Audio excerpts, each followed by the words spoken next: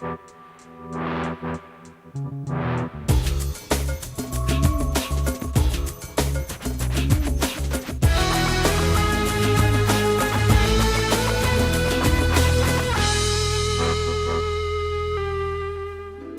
realizado no Tribunal de Contas do Estado do Ceará a posse de José Aécio Vasconcelos Filho para o cargo de Procurador-Geral do Ministério Público do Ceará. Durante a abertura, o momento foi abrilhantado com a apresentação do coral Vozes da Corte.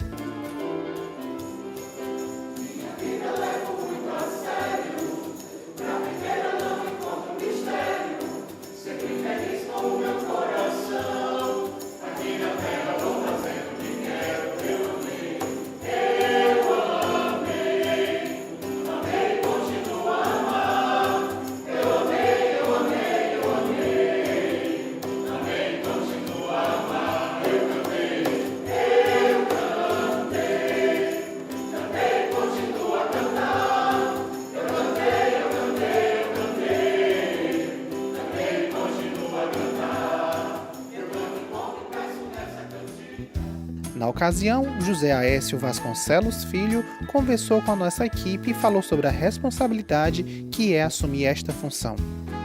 É com enorme satisfação que eu assumo o cargo hoje de Procurador-Geral do Ministério Público de Contas, ciente da enorme responsabilidade que esse cargo impõe, e especialmente nesse momento que nós estamos vivendo de crise econômica, que impõe novos desafios aos tribunais de contas e a todo o sistema de controle externo. Eu estou ciente de toda essa questão, de toda essa responsabilidade, mas eu tenho ciência de que eu posso desempenhar um bom trabalho. Nesses 2 anos de mandato, eu pretendo aproximar o Ministério Público do Tribunal de Contas, trazer o Ministério Público para o Tribunal de Contas e auxiliar esse órgão de controle externo no exercício do controle preventivo, que é uma nova diretriz que está sendo desenvolvida não só no Tribunal de Contas do Estado do Ceará, mas de todo o Brasil, que tem se mostrado mais eficiente do que o controle a posteriori, que era a regra. E nessa gestão, nesse mandato, eu vou procurar valorizar isso e contribuir com o Tribunal de Contas no aumento da eficiência do controle externo. O momento encerrou com o discurso do empossado e novo procurador José Aécio Vasconcelos Filho. Senhores e senhoras, no dia de hoje, me comprometo com a honrosa e difícil missão de assumir a Procuradoria-Geral do Ministério Público de Contas do Ceará. Honrosa porque, no exercício das minhas atribuições funcionais, terei a oportunidade de contribuir com o Tribunal de Contas no mistério de fiscalizar a correta aplicação dos recursos públicos, evitando a corrupção e o desperdício, auxiliando a administração na boa gestão do dinheiro público. E difícil porque tenho consciência do enorme desafio que é dirigir uma instituição ainda em construção. Hoje somos apenas 3 membros e, ao mesmo tempo, com enormes responsabilidades, pois temos o dever constitucional de oficiar em todos os processos de competência desta egrégia Corte de Contas. Processos que envolvem desde a verificação da regularidade de procedimentos licitatórios até a realização de auditorias operacionais para verificar a gestão escolar de colégios estaduais. Promover a defesa da ordem jurídica. Em uma frase, é assim que podemos definir a função de qualquer ramo do Ministério Público. Submetidos apenas à Constituição e às leis, temos o dever-poder de agir perante este tribunal para requerer qualquer medida que sirva à preservação do erário ou à restauração da ordem jurídica violada. Trata-se o Ministério Público de Contas de instituição moderna. Embora sua origem remonte a um decreto de 1892, a atual configuração institucional do MPC só foi definida quase 100 anos depois, na Constituição de 88.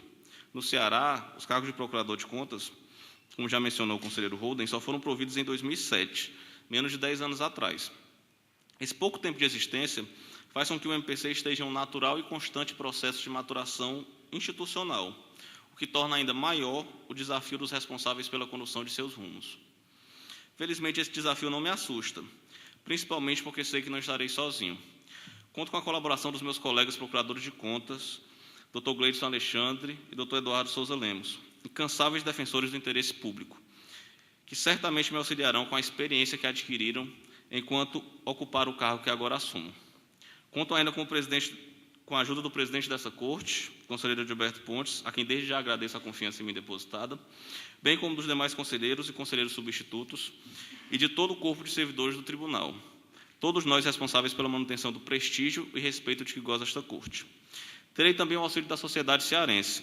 Afinal, ao fiscalizar o gasto do dinheiro público, nada mais fazemos aqui do que exercer, como profissão, papel que cabe a todos os cidadãos como dever cívico. Enquanto Procurador-Geral, pretendo, com a cooperação de todos os citados, buscar algumas metas que passo a explicitar. Buscaremos aproximar o Ministério Público dos demais órgãos do Tribunal, Presidência, Gabinete dos Conselheiros, Secretaria de Controle Externo, Escola de Contas, Ouvidoria, e estabeleceremos ainda um permanente diálogo interinstitucional com nossos parceiros externos. Pretendemos também reduzir o acervo de processos que hoje estão aguardando manifestação ministerial, de modo a contribuir para a redução do espaço temporal entre a ocorrência dos fatos e a atuação do órgão de controle externo. Procuraremos ainda, em nossa atuação, evidenciar a função pedagógica que devem ter as funções dos tribunais de contas. É preciso que as Cortes de Contas tenham sempre consciência de que, além de fiscalizar e sancionar, tem o dever constitucional de orientar os jurisdicionados para a boa e regular gestão do dinheiro público. Antes de ingressar no Ministério Público de Contas, fui procurador da Fazenda Nacional e procurador do Distrito Federal. Com essas duas experiências, trabalhando dentro da estrutura do Poder Executivo, pude perceber as dificuldades, seja de ordem política, orçamentária, administrativa, que os gestores públicos enfrentam diariamente para defender um interesse que não é apenas seu, mas de toda a comunidade. A crise econômica que atravessamos atualmente potencializa essas dificuldades, ao mesmo tempo em que aumenta a responsabilidade dos tribunais de contas, enquanto guardiões do erário, de auxiliar os jurisdicionados na identificação e solução de problemas de gestão que diminuam a eficiência do gasto público. Responsabilidade do Tribunal de Contas é a responsabilidade de todos que fazem o Tribunal de Contas, pois as instituições são feitas de pessoas. Conselheiros, auditores, procuradores e servidores, lembremos-nos sempre das lições de Calmon de Passos. As instituições são produto da habitualidade dos atores no desempenho de suas atividades. Senhores e senhoras, feitos esses compromissos, peço licença para registrar e agradecer a presença nessa solenidade dos meus pais, a Essa e a Eliane, cujos ensinamentos e exemplo de vida me permitiram estar aqui hoje, das minhas irmãs Liviane e Ana Lídia, da minha namorada Graziela e dos amigos que fizeram questão de comparecer a essa cerimônia. A vocês e a todos os demais presentes, muito obrigado.